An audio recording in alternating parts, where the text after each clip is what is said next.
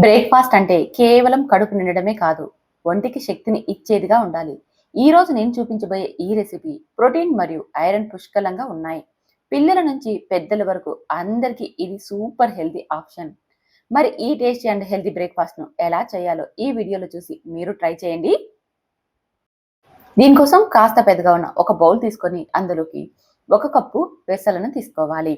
అలాగే అదే కప్పుతో 1 కప్పు వేరుశనగ విత్తనాలు, పల్లీలంటారు కదా! వాటిని కూడా తీసేసుకోవాలి. అలాగే అదే కప్పుతో 1 కప్పు బియ్యాన్ని వేస్తున్నాను.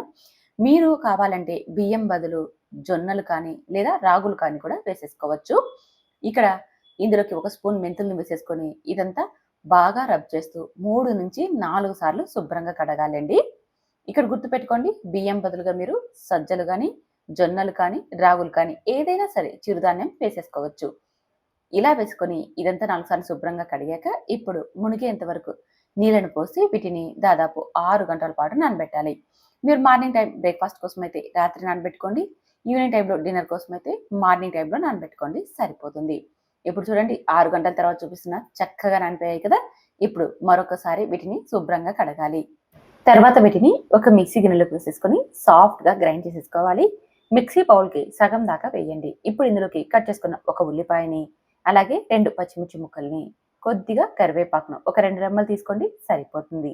అలాగే కొద్దిగా కొత్తిమీర తరుగుని, ఒక చిన్న అల్లం ముక్కను వేసేసుకొని, ఇందులోకి తగినంత వాటర్‌ని వేసేసుకొని సాఫ్ట్‌గా గ్రైండ్ చేయండి. ఇలా గ్రైండ్ చేసిన ఈ పేస్ట్‌ని మరొక బౌల్‌లోకి తీసుకోండి. ఇదే విధంగా మిగిలినవన్నీ కూడా మనం పచ్చిమిర్చి, కొత్తిమీర, కరివేపాకు, అల్లం ముక్క వేసేసుకొని మళ్ళీ మెత్తగా గ్రైండ్ చేసి ఇందులోకి వేసేయండి. ఇలా వేసుకున్నాక ఇదంతా ఒకసారి బాగా కలిసేలాగా కలపండి. ఒకే డైరెక్షన్‌లో కలిపామంటే ఇది మనకి బాగా దోసలు ఫ్లఫీగా రావడానికి సహాయపడుతుంది. ఇలా కలిపేసేసి మీకు ఎంత పిండి కావాలో అంత పిండిని తీసుకొని అందులోకి రుచికి సరిపడా ఉప్పును వేయండి. ఉప్పు మాత్రమే చాలు. మనకి వంట సోడా, ఈనో ఏమీ అక్కర్లేదండి. మీకు ఈ పిండి ఎక్కువగా ఉంది అనిపిస్తే పిండిని ఏదైనా ఎయిర్‌టైట్ బాక్స్‌లో పెట్టి ఫ్రిడ్జ్‌లో స్టోర్ చేసుకున్నారంటే మనం 2, 3 రోజులైనా వాడుకోవచ్చు. బయట మాత్రం పెట్టకండి. ఫ్రిడ్జ్‌లోనే పెట్టి వాడుకోవాలి. ఇందులోకి మనం చట్నీని ప్రిపేర్ చేసుకుందాం. దానికోసం తినగలిగే కారం బట్టి ఎండుమిర్చిని, 1 స్పూన్ జీలకర్రని వేసి కొద్దిగా నూనెను వేసేసుకొని క్రిస్పీగా అయ్యేంత వరకు వేయించుకోవాలి. ఇవి క్రిస్పీగా అయిపోయాక 10 వెల్లుల్లి రెబ్బలు, కట్ చేసుకున్న ఒక ఉల్లిపాయను వేసేసుకొని ఉల్లిపాయలు పింక్ కలర్ వచ్చేదాకా వేయించండి. ఆలోపు మనకి వెల్లుల్లి రెబ్బలు కూడా బాగా వేగిపోతాయి. ఇలా వేగాక ఇప్పుడు ఇందులోకి 1/2 కిలో టమోటాలని చిన్న ముక్కలుగా కట్ చేసి వేసేసుకొని టమోటాలని సాఫ్ట్‌గా అయ్యేంత వరకు మగ్గించాలి. ఒకసారి టమోటాలంతా బాగా కలిపి మూత పెట్టి మంటను లో ఫ్లేమ్‌లో పెట్టి 5 నిమిషాలు ఉడికించుకున్నామంటే టమోటా మనకి సాఫ్ట్‌గా అయిపోతుంది. చూసారు కదా! టమోటా బాగా సాఫ్ట్‌గా అయిపోయింది కదా! ఇప్పుడు ఇందులోకి ఒక హాఫ్ చిప్ప పచ్చి కొబ్బరి తురుమును వేసేసుకోవాలి. అలాగే రుచికి సరిపడా ఉప్పును వేసేసుకొని ఇదంతా ఒకసారి బాగా కలిసేలా కలిపి ఇప్పుడు స్టవ్ మీద నుంచి దించి పూర్తిగా చల్లారిన తర్వాత మనం మెత్తగా మిక్సీ పట్టాలి. ఈ టమాటా కొబ్బరి చట్నీ అన్ని రకాల బ్రేక్‌ఫాస్ట్‌లోకి చాలా అంటే చాలా బాగుంటుందండి. ఇలా సాఫ్ట్‌గా గ్రైండ్ చేసేసుకొని ఏదైనా ఒక బౌల్‌లోకి తీసేసుకొని మీరు కావాలంటే పోపును పెట్టుకోవచ్చు. లేదనుకోండి ఇలాగే అయినా సర్వ్ చేసేసుకోవచ్చు. నేనైతే పోపును పెట్టడం లేదండి. ఇలాగే సర్వ్ చేసుకుంటున్నాను. ఇది అన్ని రకాల బ్రేక్‌ఫాస్ట్‌ల్లోకి, రైస్‌లోకి చాలా చాలా బాగుంటుంది. ఒక్కసారి ట్రై చేయండి. ఇప్పుడు మనం స్టవ్ మీద దోస పెనం పెట్టుకొని కొద్దిగా నూనెను అప్లై చేసేసుకొని టిష్యూ పేపర్‌తో క్లీన్ చేసేసుకోవాలి. ఇప్పుడు ఒక గరిటె పిండిని తీసేసుకొని సెట్ దోసలాగా కాస్త మందంగా వేసుకోవాలి. ఈ దోస ఫ్లఫీగా చాలా బాగుంటుందండి.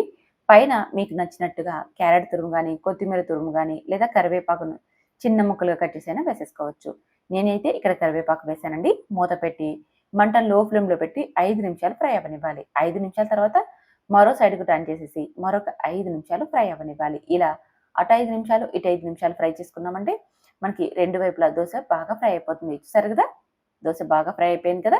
ఇప్పుడు ఇది ప్లేట్‌లోకి తీసేసుకొని మనం చేసుకున్న ఆ చట్నీతో సర్వ్ చేసుకున్నామంటే చాలా చాలా బాగుంటుందండి. ఇదే పిండితో మనం క్రిస్పీ దోసలను కూడా వేసేసుకోవచ్చు. దానికోసం ఒక గరిటె పిండిని తీసేసుకొని ఎంత వీలైతే అంత పలుచగా దోసను స్ప్రెడ్ చేయండి. ఈ టైంలో స్టవ్‌ని లోలో పెట్టుకున్నామంటే దోస అనేది మనం వేసుకోవడానికి చాలా ఈజీ అవుతుంది. మూత పెట్టుకోకుండా 5 నిమిషాల పాటు ఫ్రై చేసుకున్నామనుకోండి ఇలా వన్ సైడ్ క్రిస్పీగా అయిపోతుంది. మీరు కావాలంటే మరో సైడ్ కూడా టర్న్ చేసేసి మరొక వైపు కూడా బాగా క్రిస్పీగా అయ్యేంత వరకు ఫ్రై చేసేసుకోవచ్చు.